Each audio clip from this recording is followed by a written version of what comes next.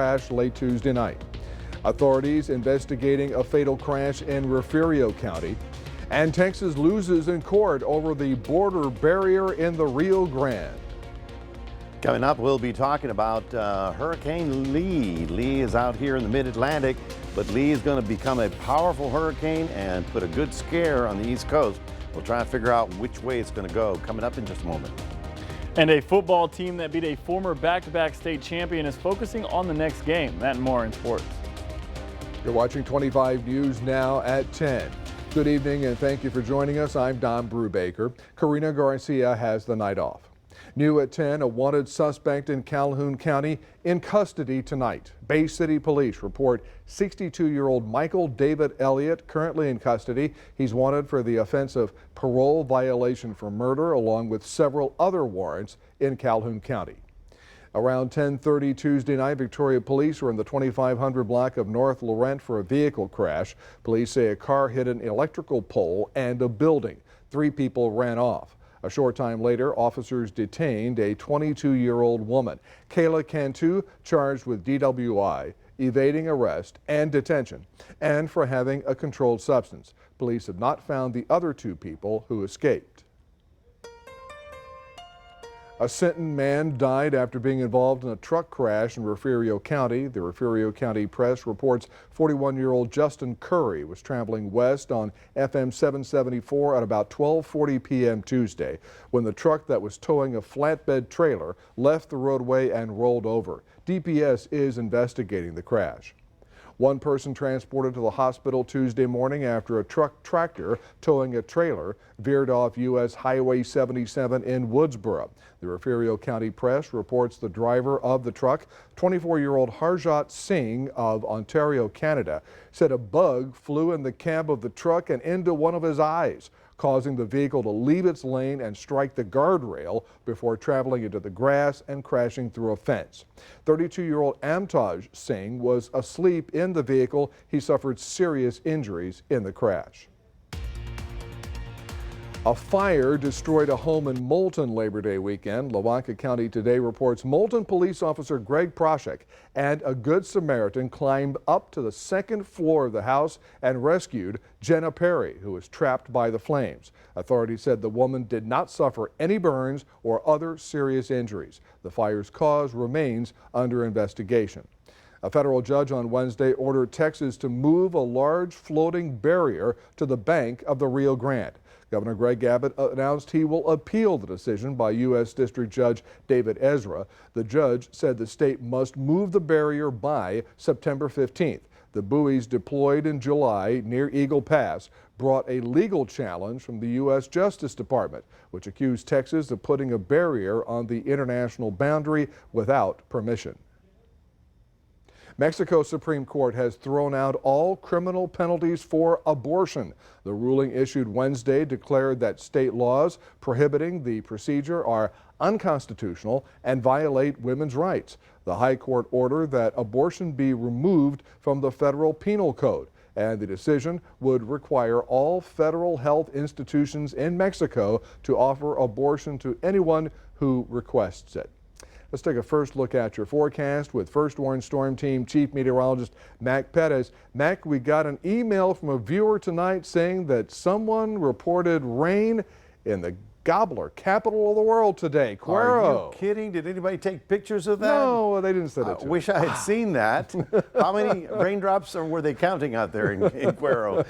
Well, congratulations, Cuero. You got a few little raindrops. That's about all we had. Otherwise, as we head out the door at this hour, we're looking at 85 degrees. You're not going to believe this, but it got up to 104 today. Yes. We're not even jaded by this. Doesn't even bother us. 104 today, broke the record set back in 1912. And now we are the 2nd longest streak of 100-degree days with 55 days so far this summer, fast approaching on number 1. We'll be looking at the hot weather that I expect to dissipate a little bit over the week, and then we'll talk about the hurricane as well. All that coming up in a moment. Back to you. Mac, thank you. Suspended Attorney General Ken Paxton did not show up to the 2nd day of his impeachment trial in the state capitol Wednesday. The Texas Tribune reports Jeff Mateer, the former second in command under Paxton, testified Wednesday that Paxton's relationship with real estate investor Nate Paul was so alarming that Mateer was concerned the Attorney General was being blackmailed. Paxton's lead attorney, Tony Busby, brought up George P. Bush's law license reactivation as he tries to paint the impeachment as a political witch hunt. You can watch the Texas Senate impeachment trial of Ken Paxton live on crossroadstoday.com. That's under News. San Antonio police say 2 men kidnapped a couple from their home early this morning, right as their children watched. Call just after 6 this morning brought San Antonio police to the Southwest Side neighborhood. They say that was after 2 men with guns showed up uninvited at a family's home here. The suspects kicked down the door, entered the home, and took the 2 adults and fled the scene. Police say a man and woman, both in their late 30s, were taken against their will, a crime they're calling a kidnapping. Meanwhile, they say the criminals left behind the couple's children. We located about 5 juveniles all inside the home. No injuries, they were unharmed. Immediately afterward, officers roped off the area in the 3100 block of Mission Bell and began searching and investigating. But they say they still have a lot of questions. Why did this happen and where the adults are right now? Right now, police say they simply don't have a lot of information. But one thing they are counting on for answers is surveillance video from this neighborhood. They also question several people, including the couple's children, who reportedly all are under the age of 17. Police say their hope is to find the parents and bring them back home safely sooner than later. Katrina Weber, KSAT 12 News. The Victoria Fire Department Station 1 at 606 East Goodwin Avenue reopened Wednesday morning. Station 1 had not had major remodeling during its 40-year lifespan. In addition, the roof still had leaks and damage from Hurricane Harvey and previous storms. Fire Station 1 now has a backup generator, structural support capable of withstanding a Category 3 hurricane, and individual sleeping quarters. The latest in the first televised court hearing in the Georgia election racketeering case. A Fulton County judge heard arguments from 2 co-defendants to sever their cases, break away those cases from the others who stand accused. Several co-defendants, including former President Trump, have filed similar requests as the DA is pressing to try all of the accused next month. In Atlanta, for the first time, a proceeding related to the Georgia racketeering indictment against former President Donald Trump and 18 other defendants televised live. After hearing arguments from lawyers for former Trump attorneys Kenneth Chesebro and Sidney Powell requesting their cases be severed from each other, and the 17 other defendants accused of conspiring to unlawfully overturn Trump's 2020 election loss in Georgia, Fulton County Superior Court Judge Scott McAfee quickly deciding the 2 will be tried together. So I'll deny Mr. Chesebro's motion to sever from Ms. Powell. I'll deny in part Ms. Powell's motion to sever from Mr. Chesebro. Chesebro and Powell's lawyers making their arguments on why their trials should be separated. He's never met Ms. Powell. He's never emailed, texted, or called her. And Ms. Powell had nothing to do with most of it. Judge McAfee asking prosecutors to provide a good faith estimate on how long it would take them to present a case involving 19 co-defendants. The state's position is that whether we have 1 trial or 19 trials, the evidence is exactly the same. Powell, Chesebro, and Trump are among at least 6 co-defendants seeking to sever their cases. Both Powell and Chesebro also filing speedy trial requests, with Judge McAfee setting an October 23rd trial date for Chesebro. Fulton County District Attorney Fonnie Willis filed a motion appealing for a joint trial for all 19 co-defendants on that October date. Today's pretrial hearing happening the same day all 19 co-defendants were set for arraignment. All pleaded not guilty and waived their rights to appear in person. Trump has long denied any wrongdoing and says the charges are politically motivated. Justin Finch, ABC News, Washington. In court filings today, the special counsel appointed to oversee the federal investigation into Hunter Biden seeking a grand jury indictment of the president's son before the end of September. Hunter Biden had originally agreed earlier this year to plead guilty to misdemeanor charges over his failure to pay income taxes. But the agreement fell apart because of confusion over a separate charge involving a firearm. Prosecutors said the Speedy Trial Act requires, quote, the return of an indictment by a grand jury by Friday, September 29th, 2023, unquote. But the government intends to seek the return before that date. A Yoakum resident claimed a top prize winning ticket worth $1 million in the Texas Lottery Scratch Game Cash Blowout. The ticket was bought at the Circle R Drive-In in Lolita. The winner chose to remain anonymous. The store manager says the winning ticket was sold there around 8:00 a.m. last Thursday. She said the biggest winning ticket sold before there was a $50,000 scratch-off ticket last December. The Texas Lottery says stores like the Circle R Drive-In don't receive a bonus for selling a winning scratch ticket, only for selling winning Powerball or Mega Millions tickets. Here's your viewer poll. Scan the QR code on your screen to vote now. Here's our question. Do you actively play Texas lottery games? Yes or no? Let's look at the numbers. 18% of the voters say yes and 82% say no. We thank you so much for voting. Here's some of the top headlines you can read in the Port Lavaca Wave. The Calhoun County ISD Board of Trustees approves its next fiscal year budget and tax rate after holding a public hearing on August 28th. Dr. Marcelina Rupley is returning to Port Lavaca to work at the Memorial Medical Center after 20 years. And a Port O'Connor elementary teacher was named Texas Education Agency's Region 3 Teacher of the Year. You can read these stories and more at the PortLavacaWave.com. Remember to subscribe to our YouTube channel, Crossroads Today. Hit the like button and click the notification bell. You can see Crossroads Today on YouTube. And stay with us. Coming up on 25 News now at 10. The grandmother of the pregnant woman killed in a fatal officer-involved shooting on Friday speaks out about the incident. Also ahead, about 600 sea turtle nests along South Carolina's coast lost due to tropical storm Idalia.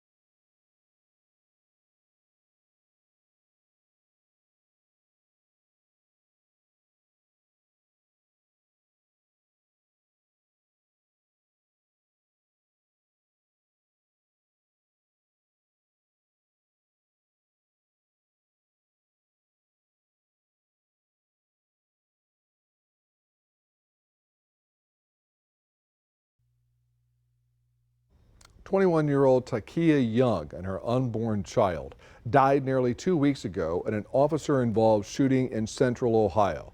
On Friday, authorities released officer body cam video of the August 24th encounter between officers and the pregnant woman. Police were called on a report she had shoplifted from the grocery store. When Young was confronted, she refused to leave her car. As the car moved forward, an officer fired a fatal shot to her chest. Her grandmother shared her emotions about seeing the video.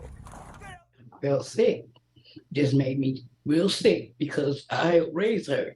And to see her life end like that, brutally and take 2 lives like that. It was so sick feeling. I'm still sick behind it. It's just hurtful to see that man take her out like that. And she asked him, "Are you going to shoot me?" And she didn't do nothing wrong, and they killed her.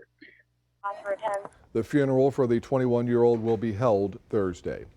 There's a new wave of COVID-19 infections hitting home from the classroom to the White House. President Biden masked up in public for the first time in months after the First Lady tested positive for the virus.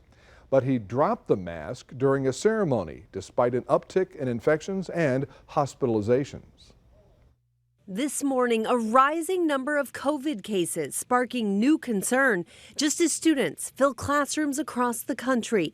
New York State is sending schools COVID tests and masks, and districts in Kentucky and Texas have briefly suspended in-person classes after a surge in cases. It's tough to say COVID is back when in reality it never really left. We're just much better prepared to deal with it. COVID hospitalizations nationwide have increased more than 15% in 1 week. Still, hospitalizations are only about half of what they were this time last year. A new booster shot, which is expected to protect against severe disease and death from a new variant, could be available soon. The FDA is expected to approve the booster within the next week, and the CDC is expected to soon follow. I think it's important for people to start viewing this almost like we view the influenza vaccine, where it's going to be tailored every fall to the best of scientists' ability to capture the dominating circulating strain. Doctors are also warning, don't throw out expired at-home testing kits because the FDA has extended when certain brands expire. The agency has posted a list of new expiration dates on its website. Meanwhile, some healthcare facilities in New York and California have now reinstated mask mandates as a precaution. President Biden showed up to a Medal of Honor ceremony wearing a mask yesterday, 1 day after the First Lady tested positive. But he removed the mask while giving an award to an 81-year-old veteran. The White House says Biden has tested negative. Rhiannon Alley, ABC News, New York. Doctors say the latest COVID-19 variant appears to be no more dangerous than previous strains. Here's some of the top headlines you can read in the Cuero Record. The 24th Judicial District Court will be moved from DeWitt County to Goliad County. And former U.S. Senator Kay Bailey Hutchison will speak in Cuero September 13th. That's next Wednesday. You can read these stories and more at DeWittCountyToday.com. Tropical storm Idalia wiped out a number of sea turtle nests along Folly Beach, South Carolina, and elsewhere along that coast. There were 128 nests at Folly Beach, which was an above average year. But after Idalia hit, the season took a hit. Before the storm, watch crews placed stakes along the beach to mark where the nests were so they could locate them after the storm. The South Carolina Department of Natural Resources says about 600 sea turtle nests were lost. Well, good evening, everybody. It's 85 degrees right about now. You're not going to believe this, but we were up to 104 today. Actually, we set a new record, passing the old one, 100 years ago in 1912 at 103. And that happened right at about 4 or 5 o'clock, as right there in the afternoon. Now this puts us now in 55 days of over 100 degrees for the whole year. Now we're fast approaching number one. We're going to be number one because that's nothing. Just a couple more days and we'll be there. As a matter of fact, tomorrow we're looking at a high of 102. Then there is a little bit of a break coming up next week. I'm talking cooling. Okay, I can't really call it a cooling trend. It's a not so hot trend, and we'll talk more about it coming up after this.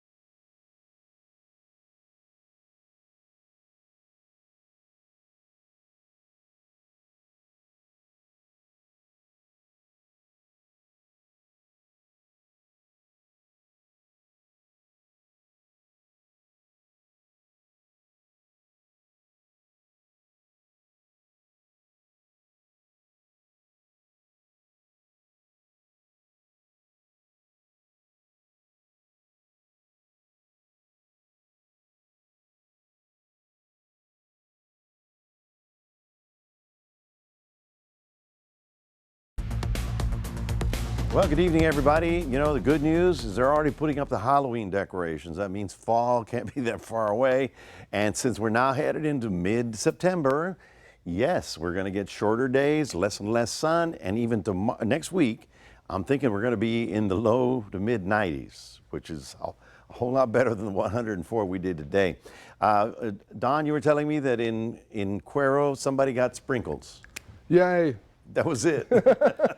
Actually, more of the shower activity was up in the Houston area, but we were, of course, generally dry, although the lucky people did get a little sprinkle or two. On 104, our high temperature, 104 also in Gonzales.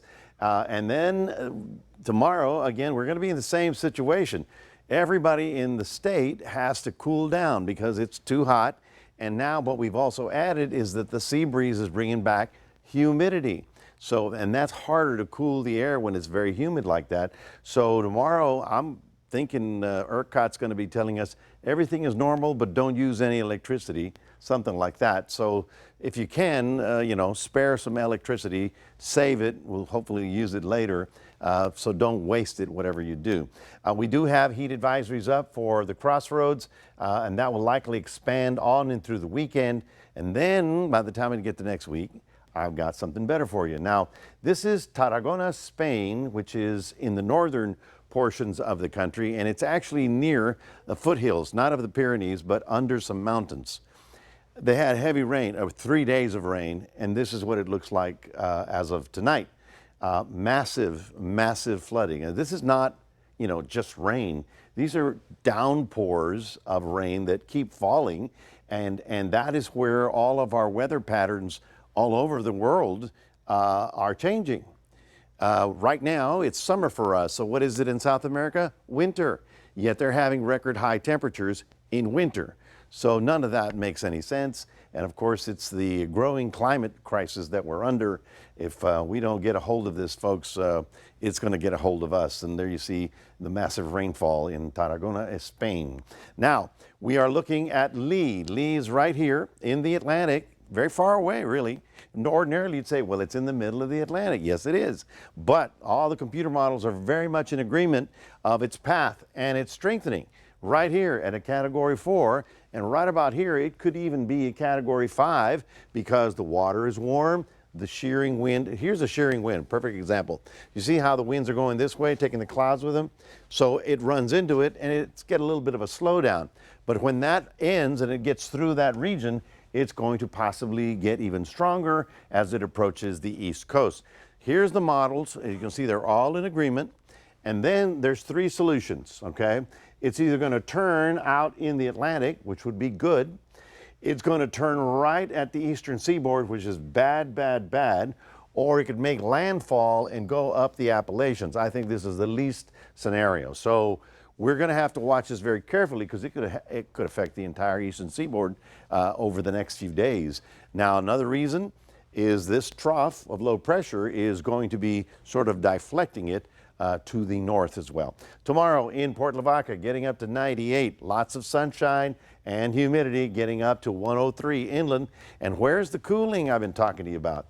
Well, it's not until about Sunday. You'll see clouds developing, a little shower chance in the afternoon, and then all of a sudden, what is that? 92, 90 degrees next Wednesday? Oh, I hope it's true. I hope it's true. We'll have more on your, obviously, the weather tomorrow.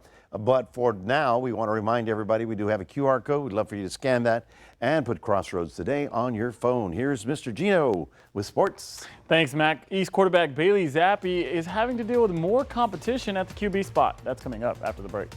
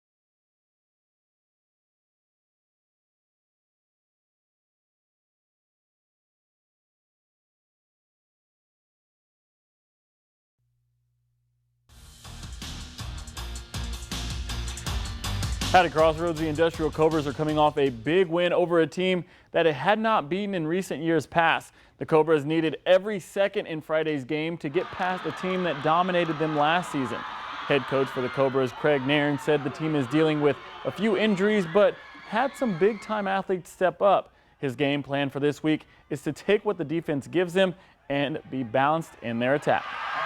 You know, anytime you can beat a team like Shiner, it's always going to be a big win. You know, our kids worked hard and they showed up and they finished the game the way they needed to come out on top and hopefully get us a little momentum going into bowling. You know, bowling's another good program that we got on our schedule, and like I said, we got our work cut out for us when we play those guys too. Are 1-1 on the year, and with an upcoming game against the Bowling Bulldogs, like Coach Nairn said, and on Friday, which the team is undefeated. The Bulldogs are 2-0 with a win against Palacios and beating Hempstead last week 50-9. The Cobras are looking to have a winning record for the first time this year. In NFL news, the former Victoria East quarterback Bailey Zappi is in New England, and he has competition for the starting job again. Recently, it was decided that former Alabama quarterback Mac Jones secured the start for the center, under the center for the Patriots, but there are a couple of athletes that are nipping at his heels for the starting spot of signal caller. The Patriots have Matt Corral on the 53-man roster after signing him off of waivers. Head coach for New England, Bill Belichick, said Zappi is a good, young, developing player, and there are many things still to consider at the quarterback position. Zappi is learning a new system under newly named offensive coordinator Bill O'Brien, and Zappi has seen the field and is undefeated as a starter so far. The Patriots opened the year with a rematch of Super Bowl 52 when the Eagles beat the Pats 41-33. And speaking of NFL, the start of the season is less than a day away, with the defending champions taking on a team that looks to spoil the show tomorrow. The Kansas City Chiefs and quarterback Patrick Mahomes want to start the season off strong, but might be doing so without their biggest weapon in Travis Kelce, and after he's dealing with a knee injury. The Lions, on the other hand, are coming off a 9-win season. The two opened the 2023-2024 NFL season with a kickoff time at 7:20 at Arrowhead Stadium. And this footage is from last night, but it's more or less the same of what happened tonight. The Astros become the first team in MLB history to record 50 hits and 16 home runs in a 3-game series. There were 4 home runs in this game, including a grand slam by Jose Abreu. This is one of the most dominant sweeps you will ever see by a team of another one. I guess you could say we know who runs the state of Texas. That's your sports. Don, back to you. This is Astros country, Gino. All right, thank you, Gino. Stay with us. Coming up on 25 News Now at 10. We'll take a last look at your weather. Plus, a suspected drunk driver called officers on himself in Nebraska.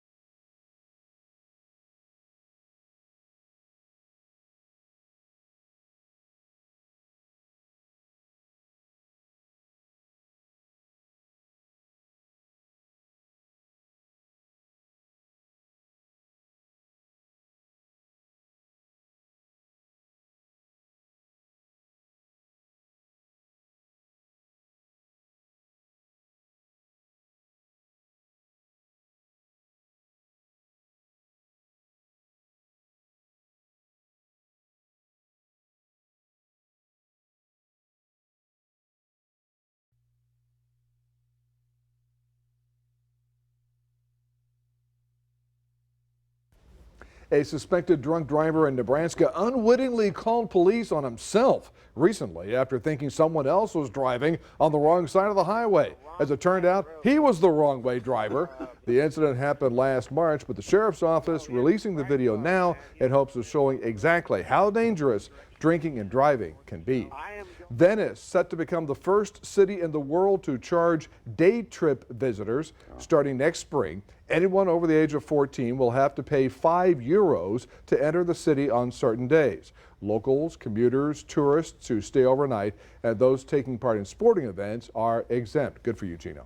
The goal is to discourage day tourism at certain times, like holidays or Carnival. The Venice City Council set to approve the resolution next week. Now, minutes before we went on the air tonight, we got an email from ERCOT saying they had left emergency operations and returned to normal conditions. But Mac is going to show us a record today set by us Texans. By ERCOT us. reports it. Okay, so right at about sundown, about 5, 6, 7 o'clock, we reported a record usage of 82,000 megawatts. Just keep the first two numbers in mind. The capacity that ERCOT says on its website is that they have a capacity of 78,000 megawatts, and our demand, in other words, the amount that we needed, was 76,000 megawatts. What does that tell you? We were 2,000 megawatts from blowing the fuse, and that's because of the heat and the humidity that occurred all over the state today. And of course, tomorrow is another hot, steamy day. So we just need to, they either need to get their act together and get more capacity, or we need to lower our demand so that we don't have any brownouts. All right, Mac, thank you. And finally tonight, a giant panda that lives in a facility in Japan celebrated her birthday today. The giant panda turned 23 years old today at the facility in southwestern Japan. She got an icy treat and her favorite bamboo to celebrate her birthday. The beloved animal is the first giant panda that was born in Adventure World. She has mothered 10 cubs. As it turns out, panda years work a little like dog years. She's considered to be about 70 years old in human years. And it was a celebration there. They call it Pandemonium. Pandemonium. All right. Hey, Yeah. yes. Everybody got high on those bamboo sticks. We'll see. All right. Thanks for joining us for 25 News Now at 10. Join Catalina, meteorologist Trey Munning, 25 News Now Sunrise, 5 a.m. Good night.